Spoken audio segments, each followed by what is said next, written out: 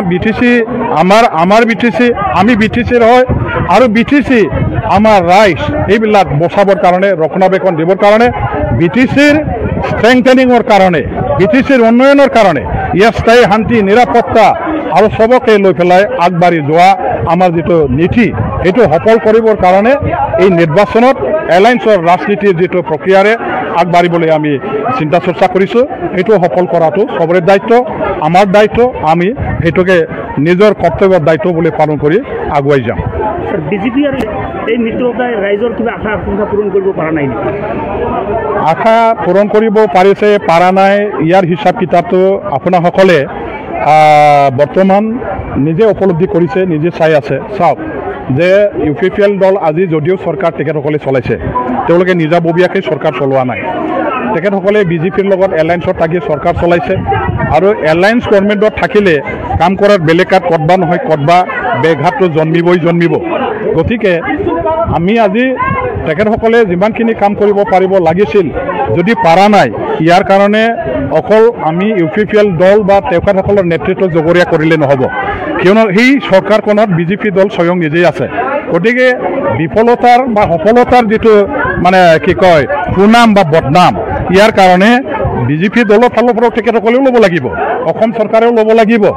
আমি কাকো এতিয়া বেছি দোষী বা কম দোষী বুলি ক'ব নোৱাৰোঁ। BTC অঞ্চলত ৰাইজে উন্নতি বিচাৰিছে, ৰাইজে অধিকাৰ বিচাৰিছে, সেইখিনি প্ৰদান কৰাৰ দায়িত্ব অসম চৰকাৰৰ BTC চৰকাৰৰ। BTC অকলে একো কৰিব নোৱাৰে, BTC চৰকাৰ অকলে একো কৰিব নোৱাৰে।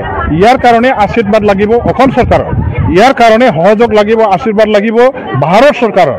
তেখেতসকলে আজি মানে একো ৰূপায়ণ কৰিবৰ কাৰণে চেষ্টা চলাইছে, কিন্তু কতবা নহয় কতবা বিফল হৈছে।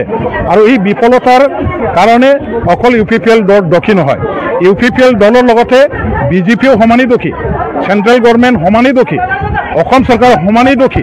গতিকে ৰেছপনচিবিলিটিটো চবেই ল'ব লাগিব। আমি বিচাৰোঁ যে BTR চুক্তি ৰূপায়ণৰ কাম কৰাৰ বেলেগাত অসম চৰকাৰে ইতিবাচক সঁহাৰি মানে বৰ্তমান BTC চৰকাৰখনক দিব লাগে। ইতিবাচক চৰকাৰ মানে ইতিবাচক সহায় সহযোগিতা পৰামৰ্শ মানে সৰ্বক্ষেত্ৰতে আমাৰ ভাৰত চৰকাৰে প্ৰদান কৰিব লাগিব। দফা বাই দফা যিটো ৰূপায়ণ কৰিব লগা এতিয়াও যে মানে ৰৈ আছে সেইবিলাক ৰূপায়ণ কৰাৰ দায়িত্ব মূলতে নম্বৰ 1 অসম চৰকাৰৰ আৰু ভাৰত চৰকাৰৰ।